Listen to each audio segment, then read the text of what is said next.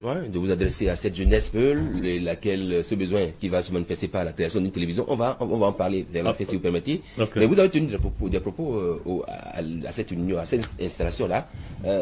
Qu'avez-vous dit concrètement, Imam Mahmoud Dicko? Écoutez, moi, ce que j'ai appris là-bas, et je vous dis que moi, je ne suis pas quelqu'un qui a l'habitude de cacher ses émotions ou de dire on sait de Imam Dicko qu'il est un homme aux déclarations fortes et aux phrases fortes. Non, bon, je dis ce que je pense.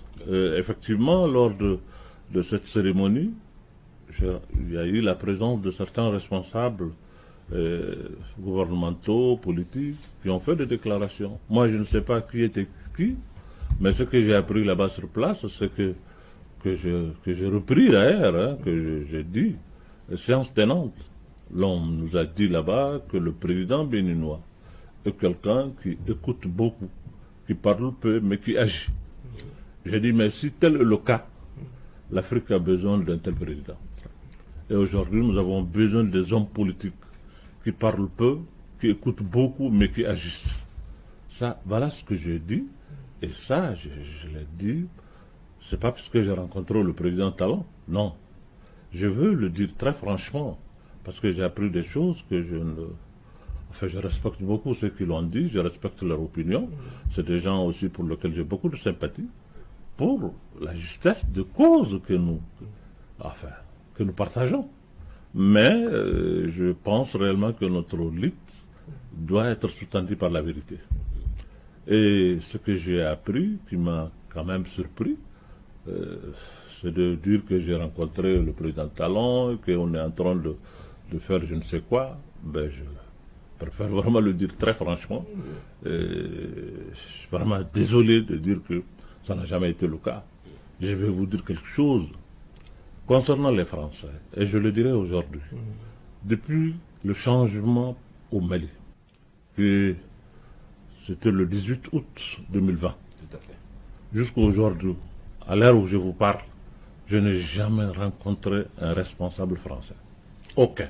C'est pourtant dit de vous que vous êtes manipulé par la partie française. Mais sur les réseaux sociaux, on a lu, et pour ne pas citer Kémy Séba qui estime que Imam Dicko est manipulé par la France. Cette manipulation, moi je ne sais pas. Moi je n'ai pas été... Je ne suis pas quelqu'un de manipulable. Ça je peux vous le dire. Et je n'ai pas rencontré un responsable français. Aucun. J'ai mis quiconque au défi. Je le dis sur des plateaux, je n'ai jamais rencontré un responsable français depuis les événements. Il n'y a pas eu de contact que vous avez peut-être refusé? Aucun contact. En tout cas, pour moi, je ne suis pas au courant. Je ne sais pas ce que les autres, ou ce qu'ils pensent dans leur... Ça, je ne peux pas gérer ça. Mais je dis personnellement que je n'ai rencontré aucun responsable français. Aucun.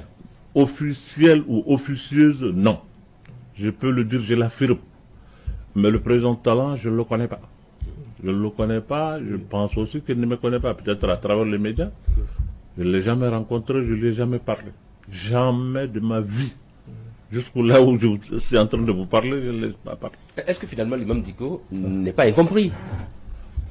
Écoutez, compris ou n'est pas compris, enfin, je suis venu ici dans un cadre bien déterminé, mais transformer ça maintenant pour dire que je suis je sais pas, en contact avec le président Talon, je suis en contact avec X et Y, ça, je trouve ça quand même un peu grave.